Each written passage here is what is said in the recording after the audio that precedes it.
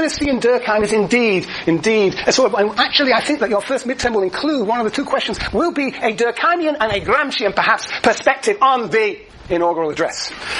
Anyway, the point I'm trying to make is that we will continue to have our dry, old white men engage with the world around us, as we did last semester. Though we will see there are quite a few women appear at the end of the semester. Now, some people complain they always appear at the end. All right. Look, I don't know if you're going to get engaged in this project, but last semester you wrote some wonderful papers. What called theory and action papers. They were your own inventions. And I read quite a few of them. I thought they were wonderful. And I thought it would be a wonderful thing to do if people were interested here to create our own website called something like Living Theory, or Living History through Theory. And if people are interested in creating a website for the department in which we would post our sort of commentaries on the world around us. Yes, so you give it some thought. If anybody of you are interested, I know you are the generation that loves to create websites. Even Facebooks, yes. Right. All right. That's my introduction. Whoa. Okie dokie. Any questions?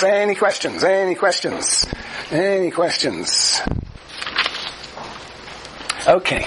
Now's the test. Where I got to get used to this class. Yeah. You never told us, Erica, what you were doing in Argentina.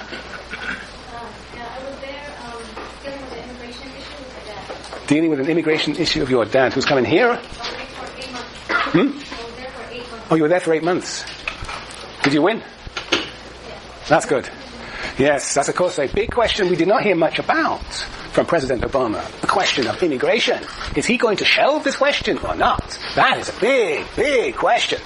Yes, indeed, immigration. Well, we'll talk about that anon, no doubt. Yes, okay, very good, alright. Let's see what you found on the beaches of Fiji and Mexico. Whether you remember anything there or whether you left all the sociology that you learned last semester on those beaches. Okay. Who did we begin with? We began with Smith. Well, we'll give him a miss today. What do you remember of Marx and Engels? You know, we began Marx and Engels with what? The 4 premises of all history. Does anybody remember any of those 4 premises? Does anybody remember any of Jessica? You're redeeming your beach life. No, it's Vegas life, sorry. Sorry? And therefore? We need to exist, and therefore we have to do what? Produce the means of our existence. Michael, you're already yawning, and it's only half an hour into the new semester. You were not on the beach, obviously. You were not. Where were you? Napa. Drinking away in the Napa Valley. Oh, yes. Napa Valley. Napping away in the Napa Valley, right. Okay. Yes, right. Yes. We have to produce the means of our existence. And the second, Jessica, the second premise? One set of needs leads to new needs. Well, that's not exactly, yes, all right. Then the third premise, if there's going to be history, then we have to, Elizabeth, we have to reproduce, procreate. And the fourth premise of all history is that we enter into social relations as we do all these things. Very good, not too bad. Out of the class of 180, a few of you do remember. Good, okay, very good. Those were the 4 premises of all history. The foundations we'll see are very different from some of the theories we'll deal with this semester. And then we had the idea of history, not as history as a succession of modes of production. Do you remember what a mode of production is? A mode of production. Anybody remember what a mode of production is? Come on. We're here all day. Yes. Loss. Forces of relations and modes of production. Forces of production and Matthew? Forces of production and relations. And relations of production. You're going to get punished. Yes. A mode of production is a division of labor that has 2 dimensions. The who does what, the who gets what. The who does what with whom and how. That's the forces of production. That's the way we transform nature. And on the other hand, the relations of production, that who gets what. The appropriation of surplus. Who owns what? Yes, right, Lars. Yes. That's what a mode of production is. Now tell me, Lars, do you remember any names of modes of production? Do you know what? There's a history of a succession of modes of production. What the succession is? Yeah? What's the difference name of them? Yeah, come on, a name. Like feudalism. Alright, feudalism. So we start with an ancient mode of production. We had a picture, remember? We had a picture.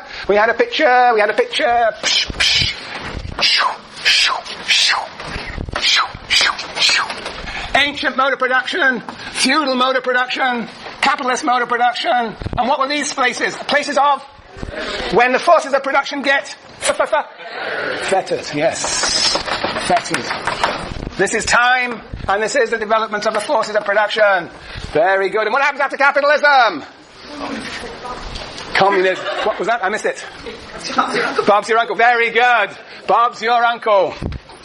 BYU. Yes. Communism. Communism. And what was communism? Anybody any idea what communism was? Give me an idea what communism was. Come on. Come on at the back. Anybody at the back, Sienna? What was communism? A place where everybody does simple labor in order to equal position, and so that everybody can also expand their realm of freedom. Well done, yes, very good. There's a realm of necessity where we produce the means of our existence in a collective manner, and then there is the realm of freedom in which we develop our rich and varied talents. Remember, Katie? Yes. Good, that's communism. We didn't really get, that was a Marxian idea of communism, there were some other ideas of communism. We didn't really get very far in figuring out exactly what it was, right? And this, so what we have is history is a history of succession of modes of production, history is a history of class struggle. Anybody know what a class is? What classes are? What classes are? Jason, number 2. Do you remember what a class was? A class. We're in a class. What would you call the class? Bourgeoisie. You think you're a bunch of the bourgeoisie, do you? Yes. No, Jason, let's be serious. What do you think a class is? You're right, we should figure out what this class is in here. What class this class belongs to. But what is a class most generally? What are classes? How do Marx and Engels define classes? Come on, Neil. It's a collection of individuals who share in common their relations to production. Very good. They share in common their relations to the means of production. There are owners, on the one hand, the bourgeoisie, and on the other hand, there are proletariat who sell their labor power for a wage. That's under capitalism. Kian, what were you going to say? Speak up. That's right. Classes is a dominant class that exploits a subordinate class. Basically, classes are those groups that appropriate surplus produced by another class. Right? Remember, Jason? Classes are in a relation of exploitation. One class appropriates surplus produced by another. Lords appropriate surplus from serfs. Capitalists appropriate surplus from workers. Slave owners appropriate surplus from slaves. That's what we mean by classes. Yes. Yes. Okay. And then we had another picture. We had a theory. Marx and Engels really didn't have this. I mean, this is their picture, but they really only talked about that capitalist mode of production, you remember? And they had a wonderful theory. Brilliantly wrong, but a wonderful theory of the rise and fall of capitalism. They said early capitalism, under pressure of competition among capitalists, leads to crises of overproduction on the one side and the polarization between workers and capitalists on the other, leading to intensification of class struggle, and together with the crisis of overproduction, Bob's your uncle, leads to communism. It was a brilliant theory. The only trouble was, it wasn't quite right. And it turned out that this part was probably pretty right. But instead of communism, we go what? Organized capitalism. And what's interesting, of course, that organized capitalism, that's in this country, was first constituted in a serious fashion in the New Deal era, and then in the Second World War, and then in the 1950s, came under assault into the Reagan era in the 1970s and 80s and 90s, until last semester, when it became subject to its own internal contradictions, and that... No, I got that wrong, didn't I? No. The organized capitalism took place. New Deal, Second World War, perhaps the 1950s. And then there was a reaction to that in the Reagan era. And even in the Clinton era, 1970s and 1980s and the 90s, with a reassertion of the old competitive market capitalism, which in turn has shown its own seeds of its own destruction as it did last semester. And we should expect a new era of organized capitalism, in which the state becomes more and more actively involved in a whole series of economic projects, not least regulating the economy. At least I think that is what we are now expecting. Okay, yes, so Marx was not entirely correct. Marx was not entirely correct about this. Why was he not correct? He made 3 errors, remember. Do you remember any what those errors were? 3 errors. 3 errors. VJ. Yes, no theory of transition. There was no theory of transition. No theory of transition. What else? He didn't have a theory. You know, it just happened. Class struggle coincided with crisis, and then, whoop, working class seizes power and in comes communism. Matthew. An undeveloped theory of the state. An undeveloped theory of the state. Oops, no, I didn't put it. Hold on. I must always get this triangle right. Sorry.